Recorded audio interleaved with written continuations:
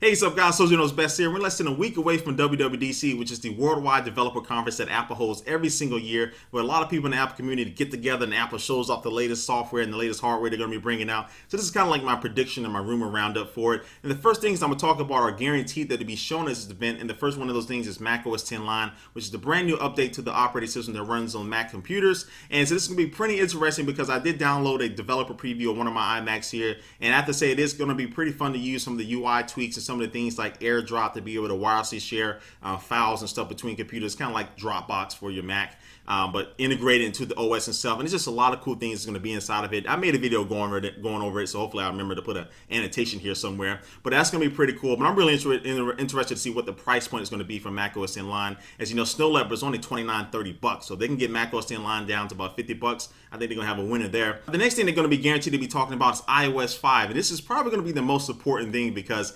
Android has taken off. And I think a lot of people look at iOS now. Some people look at it as being stale and behind. I don't look at it like that, but I do look at it as iOS has a lot of things that it could improve upon just to make it a better experience. And one of those things is going to be notifications. And this is a little concept video here that somebody made. Hopefully I'm pointing to the right direction. It doesn't really matter. I'll edit it. But anyway, some of the new concept designs for iOS and notifications. If it looks anything like I like what you see here, it's going to be pretty awesome.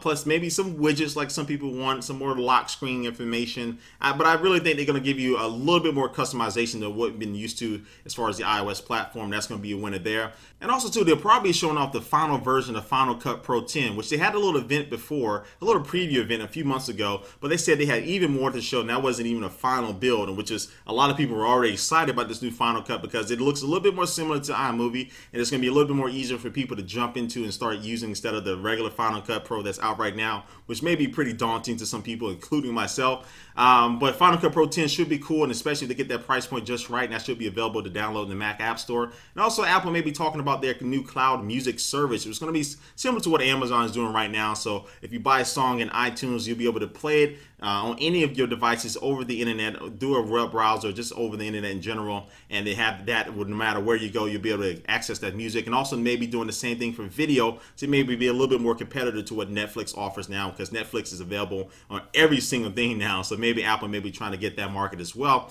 And also we may see some type of cloud iWork version, maybe similar to Google Docs and all that stuff, where all your documents, all your files will be synced in the cloud. So if you just access it in MobileMe or in the browser, we may see that. And also MobileMe has been rumored to be going free as well. So that would be pretty cool. And I think it's probably the most organized way to be able to sync all these cloud music, cloud movie, and whatever else they're going to be doing in the cloud service. They have all that sync with MobileMe. In order for them to do that, they're going to have to make that free. So that would be great as well. And also speaking of hardware, we may see some new MacBook Airs. Of course, they have the Thunderbolt ports, maybe some upgrades to the internals. And also may see a new version of the Mac Pro, which the hardware-wise, as far as the design, hasn't been changed for many, many years. So Apple may be taking its time to upgrade their Mac Pros, which I'm really looking forward to.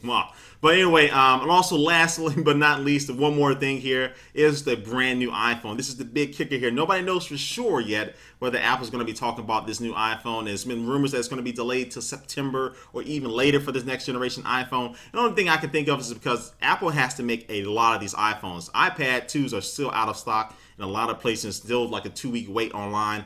So I would think that their manufacturing plants are really getting hammered. And for order now, they're going to have to make these iPhone 5s for both AT&T and Verizon. And a lot of customers are waiting for them. They're going to really have to build up their inventory for it. So that's really the only reason I can see why they'll be delaying the iPhone 5. And also by this time last year, we actually already saw the new iPhone 4 thanks to Gizmodo, who since then have been going down the drain. But we haven't really seen anything like that. So any leaks, anything like that. So either Apple's really gotten tighter on their security, or this is probably true. We may not see an iPhone till September, but I'm still going to be betting on a late June or early July launch until I see or hear anything different. So anyway, this is kind of just my roundup of all the rumors and predictions. Please leave a comment down below about what you think Apple's going to be talking about, and I can't wait to see it. Now, we'll be streaming live during the event on next Tuesday. I'll make another video with the times and everything to let you know, so stay tuned for that. But anyway, guys, thanks for watching, and I will catch you later.